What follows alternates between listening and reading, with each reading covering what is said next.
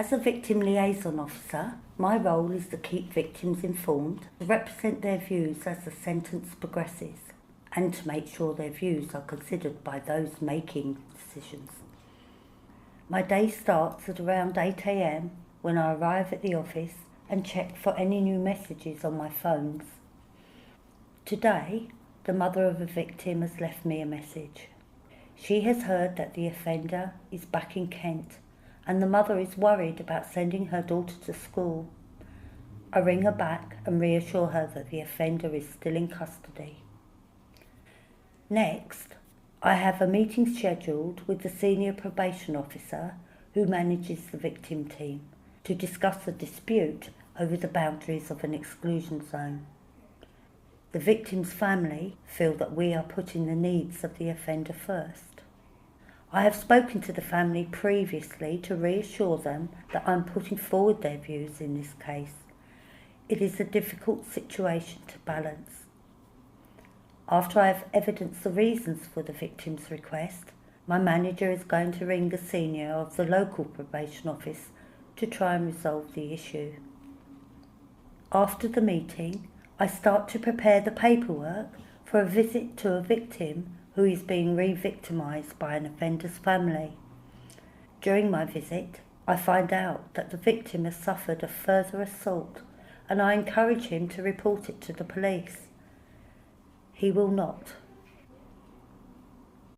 When I return to the office, I discuss the visit with the offender manager involved in the case and ring the police public protection unit. They all note the incident but cannot take any action unless the victim reports it to the police.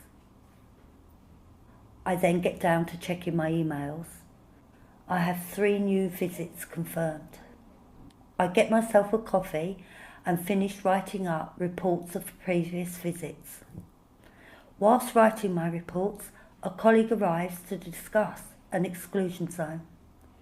We talk it over and I produce a map that will be in the offender's licence conditions. At 1 o'clock, I get a call from a victim. She received a letter a year ago, but was too traumatised at the time to make contact with us.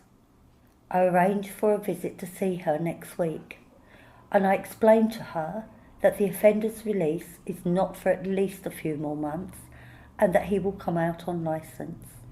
I emailed the offender manager involved in the case to let them know that the victim has made contact with us and that the release address he's proposed may not be suitable.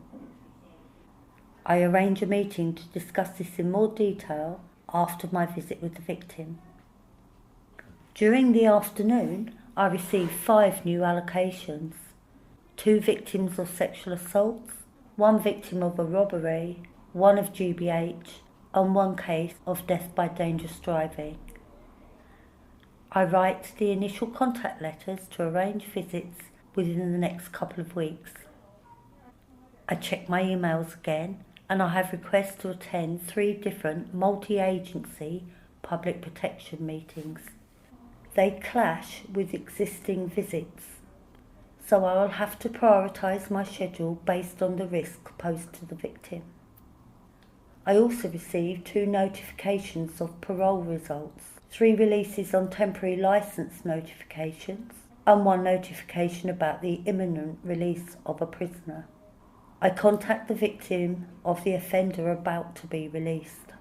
She is first accepting, but then breaks down.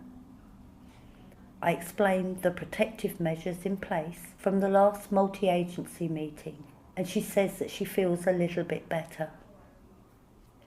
My last job today is a discussion with an officer who is concerned about a victim of a particularly serious offence. The victim hasn't responded to our offer of contact. I tell the officer that though we have no input, I suggest that a licence condition includes no contact with the named victim. I make the decision to try one more time writing to the victim to see if I get a response.